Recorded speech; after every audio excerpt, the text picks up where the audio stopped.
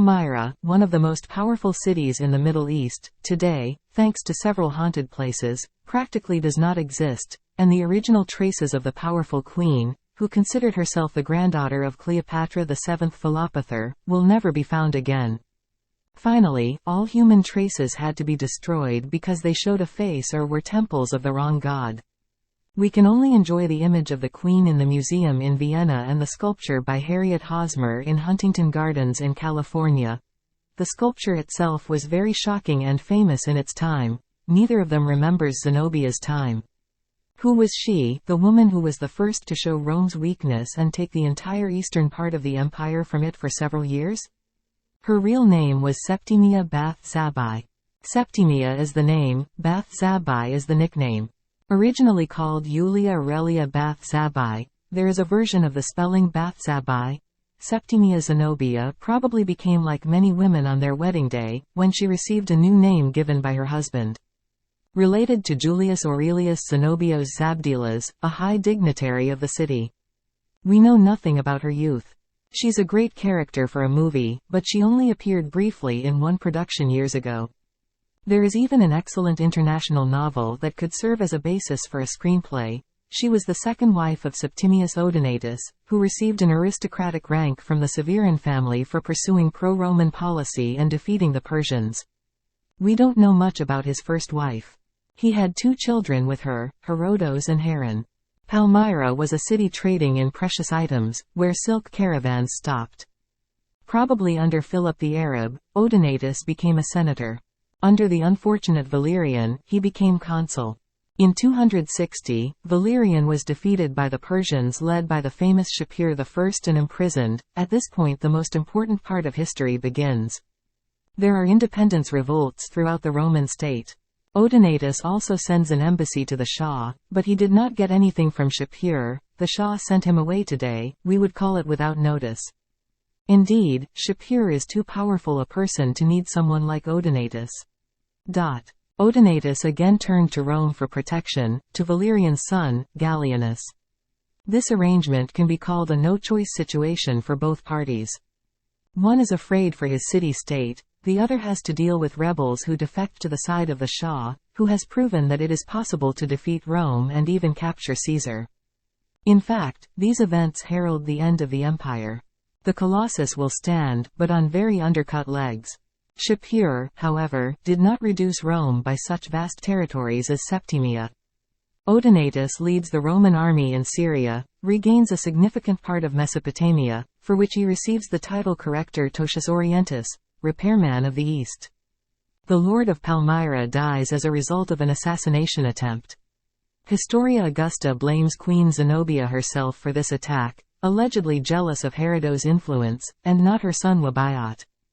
However, this is the only source telling about this version of events and it even contradicts what happens later. The book is in fact one big propaganda of Rome, adding or omitting facts, e.g. lack of information about the unsuccessful conquest of Ireland, in order to show the power of the country. It is most likely that Rome settled the score by remembering about gifts and ambassadors to Shapur. This version is accepted by most historians and it justifies the Queen's rebellion. For some reason, Septimia's family was shunned. Some speculate that Odenatus became too influential and Rome removed him. After analyzing the entire policy of Rome, this is the most justified version of events. In Eastern texts, Septimia is referred to as the noblest of all women of the East, and the most beautiful. By the Romans she will eventually be called the Iron Lady. Some historians add 2 more sons to her, Herenian and Theomalaus, but there is no evidence that they existed, as well as the parentage of King Septimius Antiochus. After her husband's death, the ruler's first step was to secure the throne for Wabayat. He was still a child, so Zenobia became regent on his behalf. She was actually real reign. We don't really know what happened to the other sons, although various theories have been put forward, from murder by their stepmother, to natural death or a tragic end with their father. We won't find out, these people just disappear. Initially, Rome, busy with usurpers in the west, did not notice that a small autonomy was slowly being created in the east with its own money, Despoina and the King of Kings. This is probably the first time this word has been used. Haseki, Basile USA, is Despoina, so it has become a permanent part of the language. The court attracted artists, poets and philosophers. Zenobia herself spoke several languages, and to emphasize her role in the male world, she always appeared in armor. In 269 there was a change in politics, when Palmyra occupied part of Galicia up to Ankara.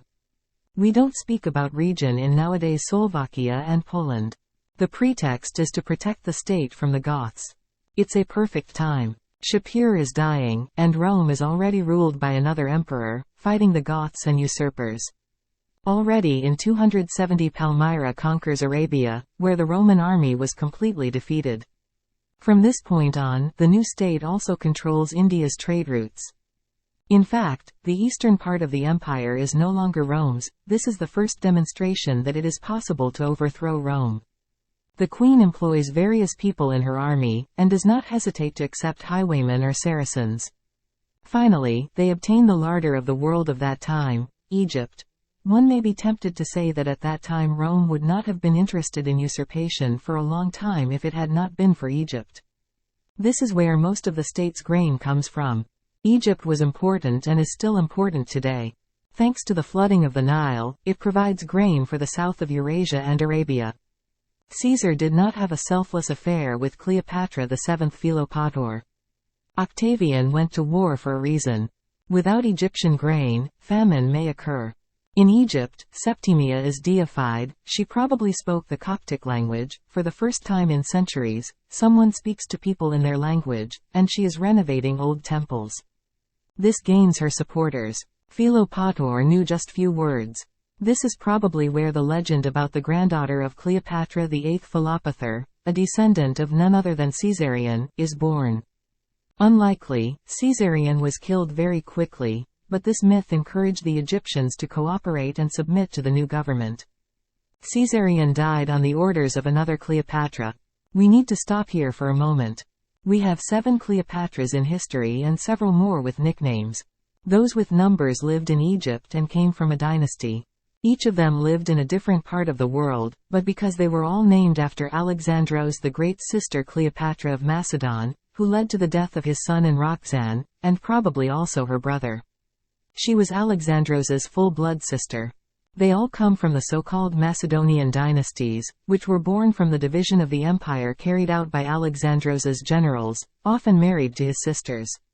Numbers are most often given to those from Egypt, but we also write them with nicknames to distinguish them. We also have Cleopatra Tryphaena, Cleopatra Berenice, Cleopatra Selene. They also have their own numbers and do not always live in the same country. This is misleading, because rulers from one country and family are usually numbered. The most interesting person is Cleopatra VII. Wabayat is hailed, Imperator Orientis. If she was related in some way to the descendants of Alexander the Great, it is more likely that this person was one of the Cleopatras who ruled Antioch. Historians to this day argue about what Zenobia's goals were, actually creating a separatist state or merely gaining autonomy. Her subsequent behavior is quite strange. Everything was perfect until Aurelian ascended the throne of Rome. The ruler was more resourceful and received greater obedience than his predecessors. He dealt with the west and moved to the east. Aurelian very quickly took over Galicia, Cappadocia. He encountered resistance only in the city of Tyana, which upset him so much that he ordered to kill all living creatures, including domestic animals.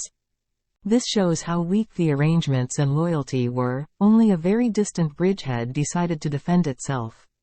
This was Zenobia's first military mistake. The city was occupied by the Palmyrenians, and sending an army to help would have stopped the Romans in the mountains, or perhaps led to their defeat. Some people want to see it as Zenobia's desire to reconcile with Aurelian. If so, it was a very stupid decision, because she should have learned by now that Rome does not forgive. It was necessary to support the loyal city.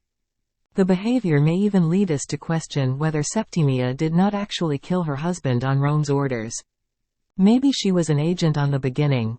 The largest battle between opponents was Emesa, where metal armor was used on a large scale for the first time to protect horses. Zenobia was joined by peoples from Armenia and Arabia. Initially, the balance of victory was on Palmyra's side. mainly thanks to the camels used in battle, which the Roman army did not have and, unfortunately, Aurelian chose troops mainly from the far western provinces. These people simply had not seen a camel before. However, Aurelian ordered only the army's flanks to be attacked, not the front. The mystery remains why Zenobia did not order the troops to regroup then. Zenobia's army was defeated. Emesa was not friendly towards the queen.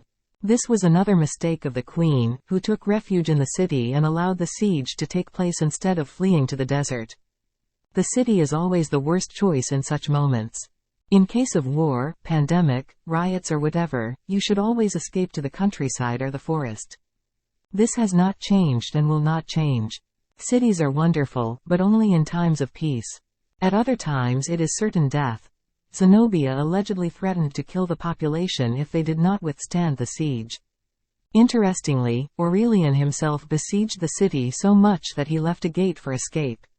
Already then, legends appeared that the ruler fell in love with a woman he had never seen before. Supposedly, Caesar offered her to live with him in the palace, in exchange for giving up silk, jewels and power. She was supposed to answer that she would rather die like Cleopatra than live without a crown. It is also a bit contradictory to the fact that after being captured on the Euphrates, the queen during the interrogation blamed the ministers, making a fool of herself, so this statement could never have been uttered by her. Unless this version of the stupid goose was created by the Romans to weaken the morale of the troops supporting it. The queen manages to escape and flees to Persia. She is captured on the Euphrates, then Palmyra herself betrays her to Rome. It's quite a strange arrangement. Many historians have written much about this relationship. And indeed, is possible to say that Septimia fascinates Aurelian. She certainly fascinates, but to what extent is it a healthy fascination? The open gate during the siege, which is known, may indicate that Aurelian wants her to escape. He wants to chase her or give her chance. Aurelian was a follower of Mithras. Rome was not polytheistic long before Christianity. The ancient gods were replaced by various cults of one deity from the east, including Mithra, Serapis and Attis. Aurelian has a lot of bull. There are unpleasant sexual issues in his biography, and he is also known for his strength. He slaughters the sacrificial bulls himself. Some people want to believe that they met once, he fell in love and she rejected him. We won't find out whether he fell in love, but they could have met. This is really a very strange, mysterious arrangement of male-female relations in history. He could admire her too. Roman women would not take up arms and command an army. They wouldn't have dealt such a beating to the empire either. She is the first woman since Boudica to declare war on Rome. One of the few female generals in ancient Europe. This woman really influenced Aureliano's brain. She made sense to him better than love, even if it was sick love. Aurelian shows her in her triumph in golden chains. Zenobia receives a house in Rome and is to live out her days there. Why such grace? Some legends say that Aurelian fell in love with the myth of the powerful rebellious, Iron Lady. She was to be forced to marry a nobleman. Aurelian's triumph was in fact Zenobia's triumph. The people were chanting her name all the time, looking at the proud queen. This was supposed to make Aurelian think that the queen must be alive. Did she become his lover? We don't know that for sure either. Shortly after Zenobia's capture, the usurper Antiochus Septimius appeared in Antioch, claiming to be Zenobia's son. Aurelian also let him go. Was he really Zenobia's son? We won't find out. The money from Palmyra cancelled state debts and Rome's budget hole, that's for sure. If you don't know what it's about money.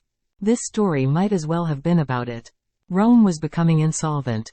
The theory that the queen was carried around the eastern provinces in a golden cage, raped and finally died during a storm in the Mediterranean Sea is not currently accepted. These are unconfirmed legends that certainly affect the mind, but above all they serve as propaganda and martyrdom of the eastern part of the empire. Interestingly, the borders after the division of Rome will be drawn as during Septimia. Aurelian was murdered as a result of a conspiracy. Some saw Zenobia's hand in it. People wondered for a long time why Rome left a rebel alive for the first time. Such a famous rebel. It seems that the situation of the country, especially in the east, was so unstable that, taught by the example of Christ, the Romans did not want to give the world another martyr whose story could destroy the country. Aurelian himself reportedly said that as a matron, Zenobia would be less harmful because she would be forgotten by the people over time than if she were to die and become a legend. The truth is that if these two people had never met, they would have disappeared into the depths of history. Aurelian owes his immortality to Zenobia, and she owes hers to him.